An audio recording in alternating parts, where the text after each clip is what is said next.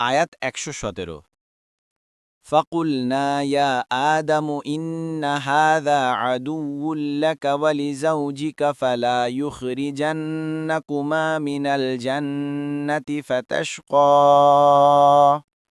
অনুবাদ অতঃপর আমরা বললাম, হে আদম, নিশ্চয় এ আপনার ও আপনার স্ত্রীর শত্রু, কাজেই সে যেন কিছুতেই আপনাদেরকে জান্নাত থেকে বের করে না দেয়, দিলে আপনারা দুঃখ কষ্ট পাবেন। তাফসীর ১ নং ফুটনোটের বিবরণ।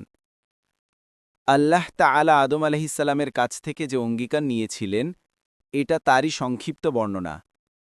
এতে আদম সৃষ্টির পর সব ফিরিস্তাকে আদমের উদ্দেশ্যে সিজদা করার নির্দেশ দেয়া হয়েছিল। ইবলিসও এই নির্দেশের আওতাভুক্ত ছিল, কেননা তখন পর্যন্ত ইবলিস ফিরিস্তাদের সাথে একত্রে বাস করত। ফিরিস্তারা সবাই সিজদা করল, কিন্তু ইবলিস অস্বীকার করল। অন্য আয়াতের বর্ণনা অনুযায়ী এর কারণ ছিল অহংকার। সে বলল, আমি অগ্নিসৃষ্ট আর সে মৃত্তিকা সৃষ্ট। অগ্নি মাটির তুলনায় উত্তম ও শ্রেষ্ঠ, কাজেই আমি কিরূপ দিয়ে তাকে সিজদা করব? এ কারণে ইবলিস অভিশপ্ত হয়ে জান্নাত থেকে বহিষ্কৃত হল। পক্ষান্তরে আদম ও হাওয়ার জন্য জান্নাতের সব বাগবাগিচা ও অফুরন্ত নেয়ামতের দরজা উন্মুক্ত করে দেয়া হল।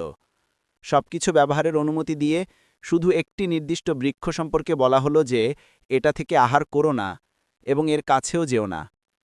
সূরা বাকারা ও সূরা আরাফে এই বিষয়বস্তু বর্ণিত হয়েছে। এখানে তা উল্লেখ না করে শুধু অঙ্গীকার সংরক্ষিত রাখা ও তাতে অটল থাকা সম্পর্কে আল্লাহ তাআলার বাণী বর্ণনা করা হয়েছে। তিনি আদমকে বলেন, দেখুন, সিজদার ঘটনা থেকে প্রকাশ পেয়েছে যে ইবলিস আপনাদের শত্রু, যেন অপকৌশল ও ধোঁকার মাধ্যমে আপনাদেরকে অঙ্গীকার ভঙ্গ করতে উদ্বুদ্ধ না করে। যদি তার প্ররোচনায় প্রলুব্ধ হয়ে আল্লাহর হুকুমের বিরুদ্ধাচারণ করেন, তাহলে এখানে থাকতে পারবেন না এবং আপনাদেরকে যেসব নেয়ামত দান করা হয়েছে সেসব ছিনিয়ে নেওয়া হবে। ২ নং ফুটনোটের বিবরণ। অর্থাৎ শয়তান যেন আপনাদেরকে জান্নাত থেকে বের করে না দেয়, ফলে আপনারা বিপদে ও কষ্টে পড়ে যাবেন। আপনাদেরকে খেটে আহার্য উপার্জন করতে হবে। ফাথুল কাদির।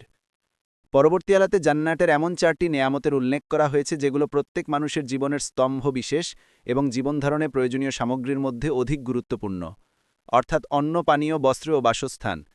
আয়াতে বলা হয়েছে যে এসব নেয়ামত জান্নাতে পরিশ্রম ও উপার্জন ছাড়াই পাওয়া যায়। এ থেকে বোঝা গেল যে এখান থেকে বহিষ্কৃত হলে এসব নেয়ামতও হাতছাড়া হয়ে যাবে।